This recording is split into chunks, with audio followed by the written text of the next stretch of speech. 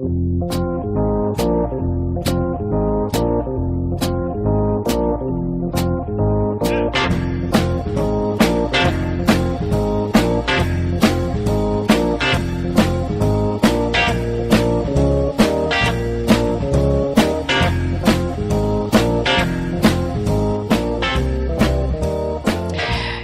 and welcome to The Connected Table Live on W4CY Radio, the weekly show that brings you influential tastemakers and dynamic leaders both front and center and behind the scenes in food, wine, spirits, and hospitality. We are your hosts, David Ransom and Melanie Young, your insatiably curious culinary couple.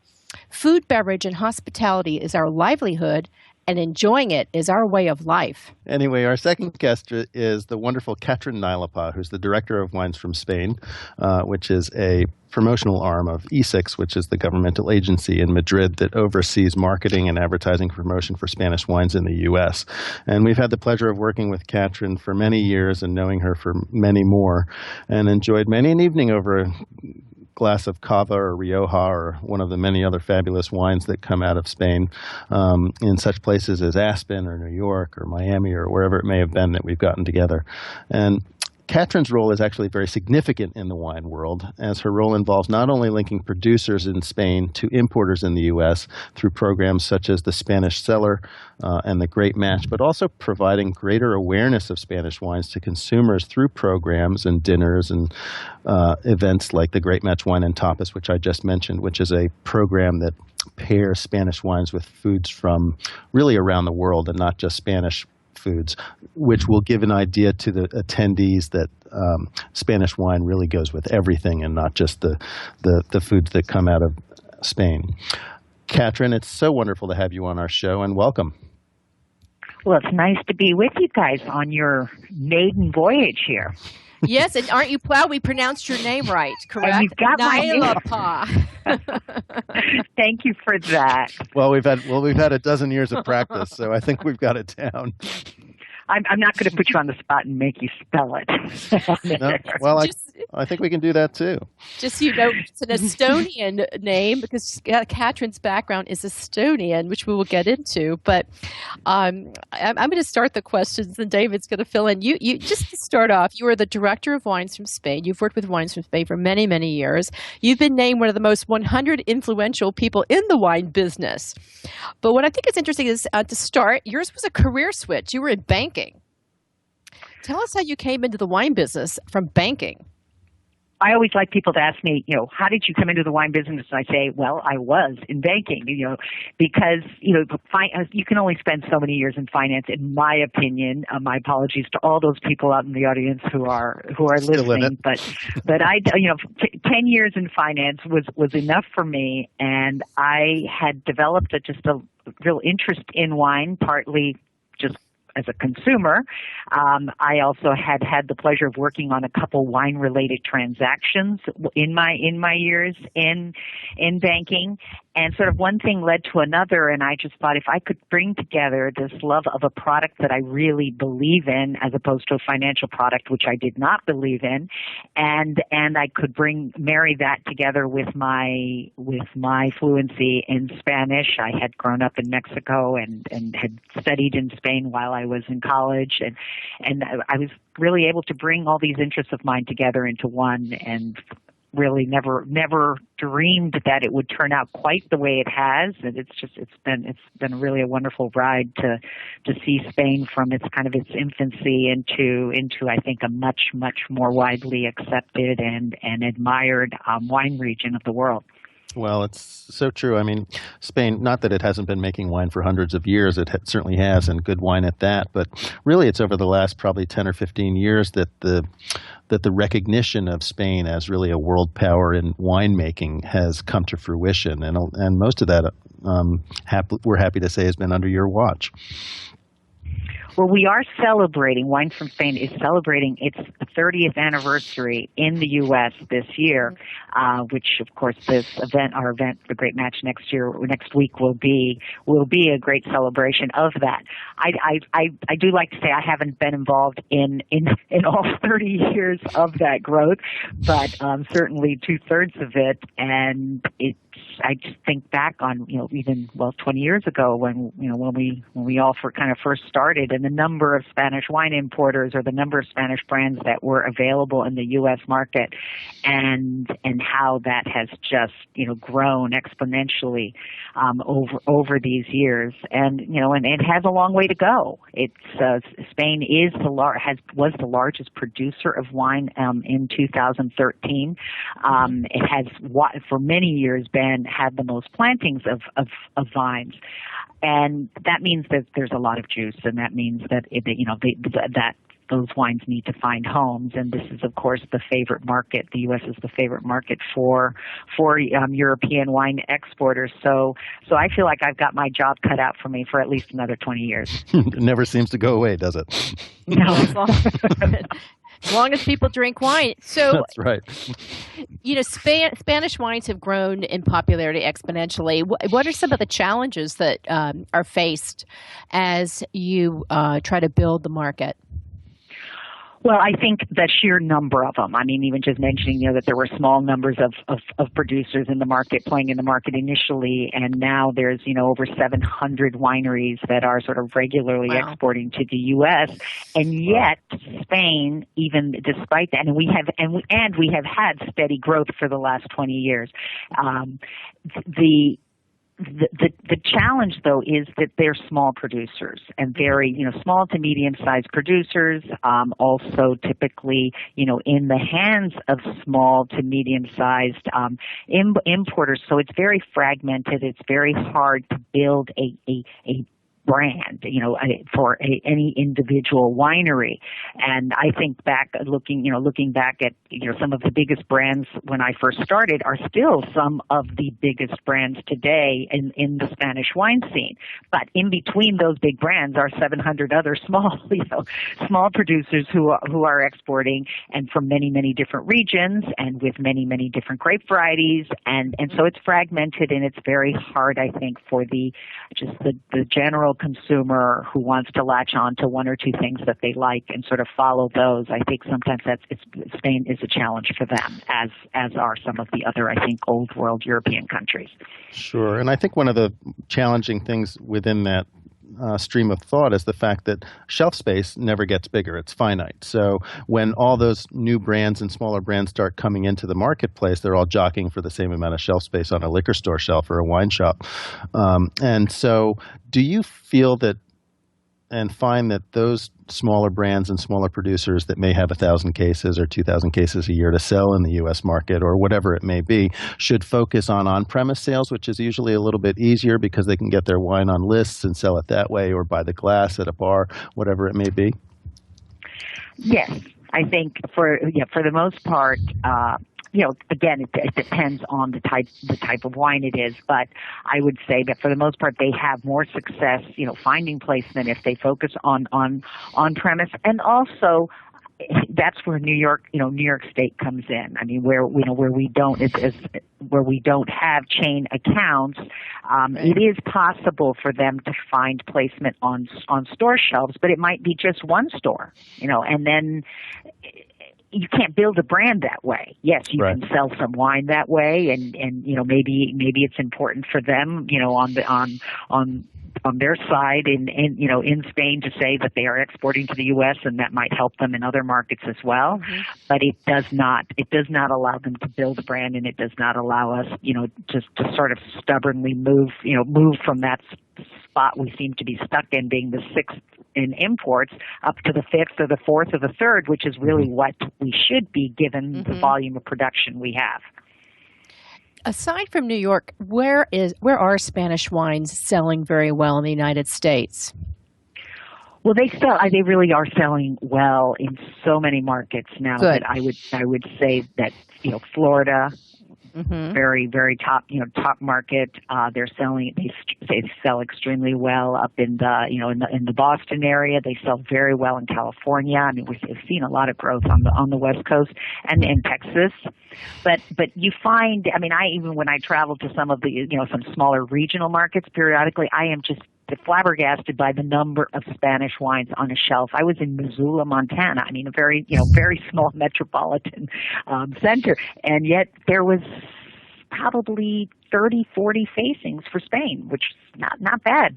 No, that's not bad at all. That's really great. I always tell people that who have come to me for advice when they say, what market should we go to, or an importer, or whatever it may be. And as a journalist, I always say, go to the secondary markets. Don't go to the big markets, because you're going to have so much more competition in Chicago, New York, LA, Seattle, Miami, Houston, that if you go to places like, as you just said, Missoula, Montana, or Kansas City, or St. Louis, or one of those smaller, really great markets that still love food and wine, you're going to have a much better impact. Yes. Yeah, and because one part of our work here at Wines from Spain is, as you mentioned, very importantly, to advise Spanish companies on how to enter the U.S. market, and that is we try so hard to counsel them to do that. Sure. I know that, but on the other side of it is, because New York has the structure it has, it makes it easier for them sometimes to actually come into the New York market, even though one would think, oh my goodness, this market's got to be completely saturated, because every exporting winery in the world wants to come to New York first. But I would agree there are some, and there are many times I see I see these lists of wineries that supposedly export to the U.S. and I've never heard of these brands, but I realize because they are selling in some of these secondary regional markets that we don't get to through our own activities.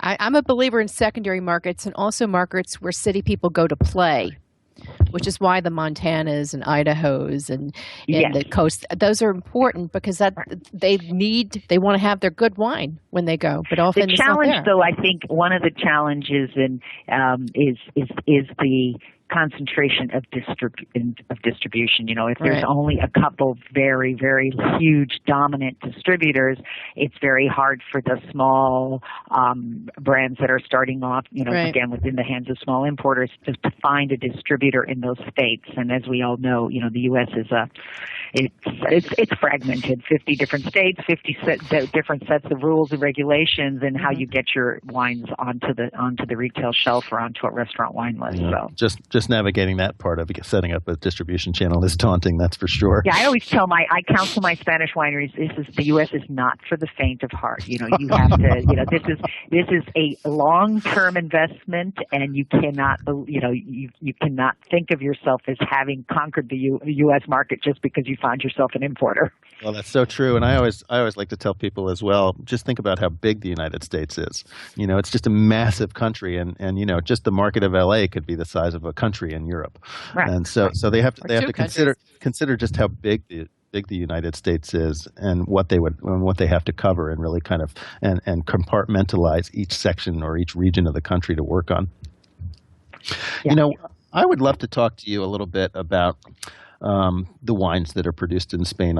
Obviously, we all know that Spain is very well known for red wines, but also it makes some fabulous white wines, which have been really kind of up and coming in the last few years, maybe 4, 5, 6, 10 years.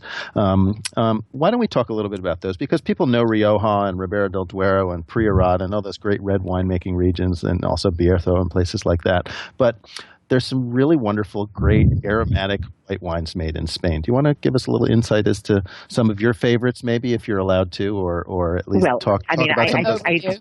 I certainly have been a huge admirer and a supporter in so much of what we do, even at Wines from Spain, and I think helping launch the familiarity with Albarino and the Rías Baixas region, the northwest of Spain. And I think that Albarino really has been sort of the catalyst for so much of what else, we're now discovering white wine-wise in Spain. They, as a region, when they first became a DO in I think it was 1988, they themselves decided that they're a small region, small production. They can't be everywhere, and that for as an export market, they were going to focus on the U.S. market, and in so doing, and in putting a lot of their their promotion behind the U.S. market, I think today people really have grown to love Albarino, and that has also inspired neighboring regions with also fantastic grapes like Godello, which is predominant. One of my favorites. In the kind of more in the western, on the eastern end of Galicia, it's another incredibly beautiful aromatic white wine. Again, limited production because the terrain there is very, very challenging. Vineyard sizes are very, very small. But I think that I really feel like Galicia has done a tremendous amount to change people's perceptions of what Spanish white wines can be. Today, I think, Verdejo is really, has started to really take off. It's always been sort of the white wine of choice in the restaurants and cafes in Madrid. But it's been represented in the U.S. through a few great brands, but it hasn't really gotten, I think it has not had as much promotion behind it, and yet it is the region that has the capacity to truly be a volume white wine. Rueda. Yes. Yeah. Rueda, where Verdejo is the dominant grape. Right. Let's talk a little bit about also some of the sparkling wines that are coming out of Spain now, because really I think some of the best value in the sparkling wine world comes out of Spain, but also when you get above the value level, some of the most interesting and incredibly delicious sparkling wines I've had are actually coming out of Spain as well, which is, I think, a testament to the winemaking techniques that they're using, but also just a testament to the wonderful grapes that they're using, again, mostly white, to make those wines. And Cava is, I think, has really been sort of on the tip of everybody's interest in Spain for many, many years. And, because of the huge, position that a company like Freixenet with their Codorn Negro, took early on I was even looking back at this kind of 30-year trajectory. They clearly, opened the market, but but that has also been a challenge for other producers because they can't, Spain has had, the Catalonia in particular has had, just dozens of exceptionally high quality small producers, but they found it, very difficult to compete when the market's perception was that sparkling wine can only be of a certain price.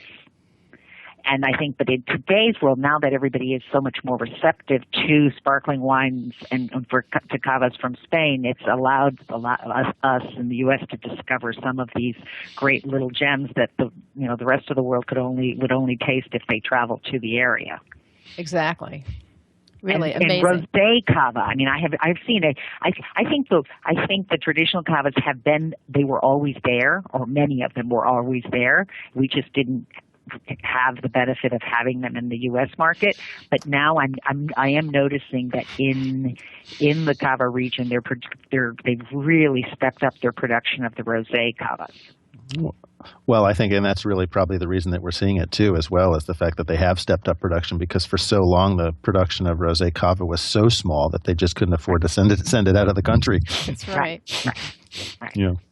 But it's nice. I was having this discussion just yesterday with someone, and where they were saying that the beauty of the rosé cavas from Spain is that they're unlike, let's say, Champagne, where they are restricted to using 2 grape varieties and that's it. Is that in Spain the definition for cava allows them to be much more experimental. They can use their some of their the dominant indigenous grape varieties, but they can also experiment with other grape varieties, and so it's created a much broader range of styles of cava, and that's why I really do believe there is a cava for everyone.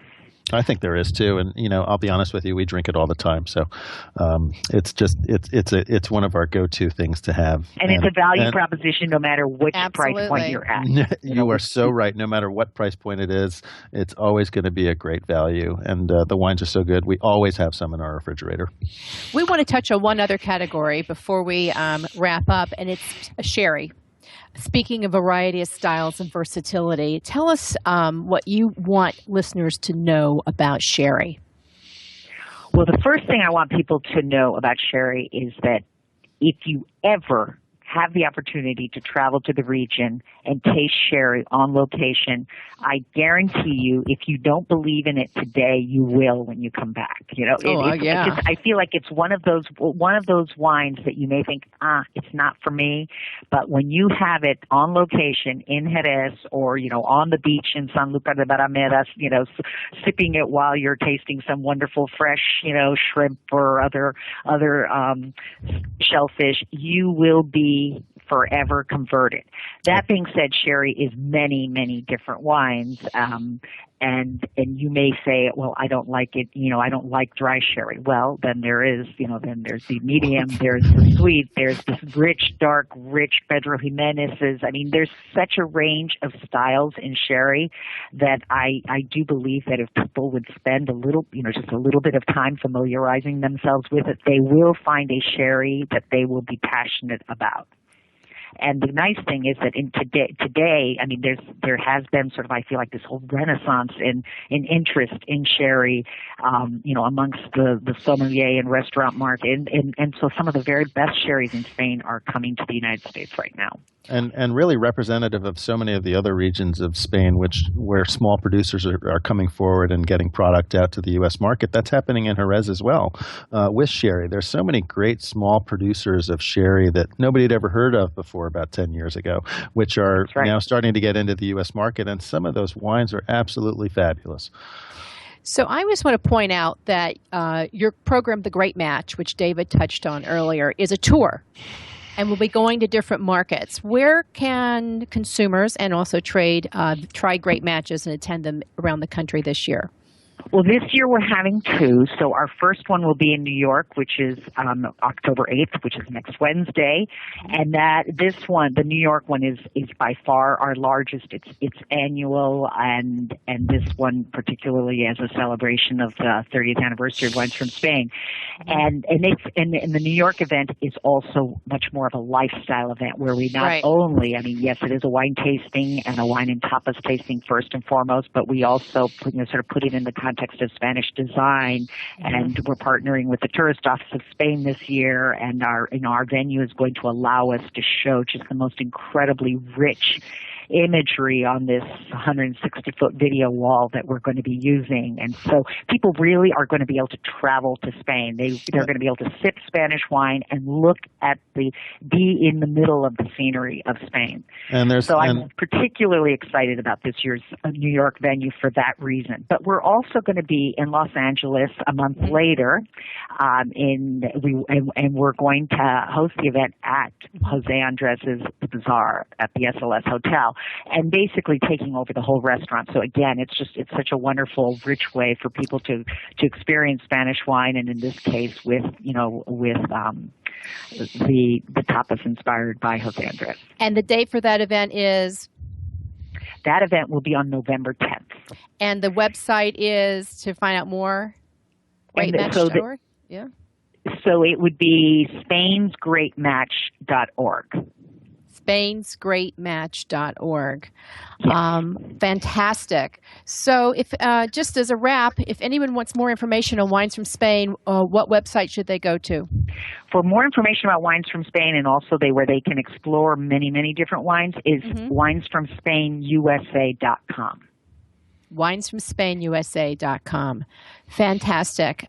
Katrin Naelapaa, Director of Wines from Spain, we want to thank you very much for being a guest.